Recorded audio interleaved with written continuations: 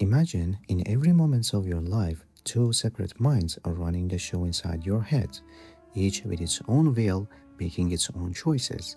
But the question is, which one is really you? Or perhaps are you both?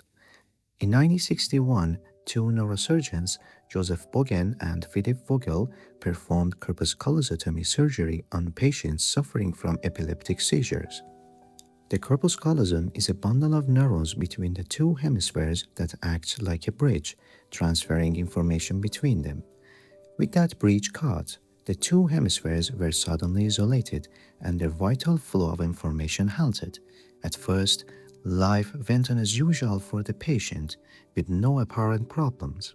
But after some time, strange things began to happen. His left hand became disobedient, moving contrary to his intentions. For instance, when he tried to button his shirt, his left hand would undo the button, or while he was asleep, it attempted to choke him. It felt like his left hand was controlled by an evil spirit. Years earlier, American biologist Dr. Roger Sperry had studied cats and monkeys by cutting their corpus callosum. We know each half of the brain controls the opposite side of the body. In a maze learning test, cats with a severe corpus callosum were placed in a maze. They learned to find the correct path with one eye closed. Because the two halves couldn't communicate, this learned memory only formed in one hemisphere. The other half had no knowledge of it. So when they covered the other eye, the animal couldn't use its memory to get through the maze. In another test, each hemisphere gave different movement commands. For example, the left hemisphere would direct the cat to look left, while the right hemisphere directed it to look right. This caused the cat's head to move back and forth, as if two conflicting and independent minds existed in animal's body.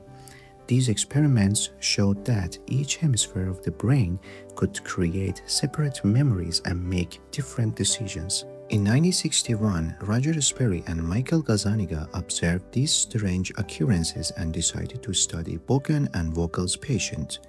In their first experiment, they showed a picture of a spoon to the patient's right visual field, which is processed by the left hemisphere. When he was asked what he saw, the patient could name it. Next, they presented a shoe to the left visual field, processed by the right hemisphere. This time, the patient couldn't say the name, but he could draw its shape with his left hand, which is controlled by the right hemisphere. The scientists realized that the language and speech centers were located in the left hemisphere. This is why, when an object was shown to the right visual field, the patient could name it, but when it was shown to the left visual field, they couldn't vocalize it, though the right hemisphere could still demonstrate its awareness through the left hand. In the next phase, geometric patterns were presented only to the right hemisphere. The patient's left hand was able to solve the puzzle very quickly and accurately, while the left hemisphere performed more poorly. In face recognition tests, the right hemisphere also showed better performance. Sperry and his colleagues were thus able to uncover the specialized functions of each hemisphere. For this major discovery, Sperry was awarded the Nobel Prize in Medicine in 1981. But the story doesn't end there. Sperry's work unveiled a profound mystery. During experiments, when the left hand performed an action under the right hemisphere's command, the patient was asked why. The left hemisphere handles language and it was completely unaware of the right hemisphere's action. Still, it tried to explain what happened. It made up a narrative, a wrong one. This observation posed a complex puzzle about consciousness and our sense of self, one that scientists are still grappling with today.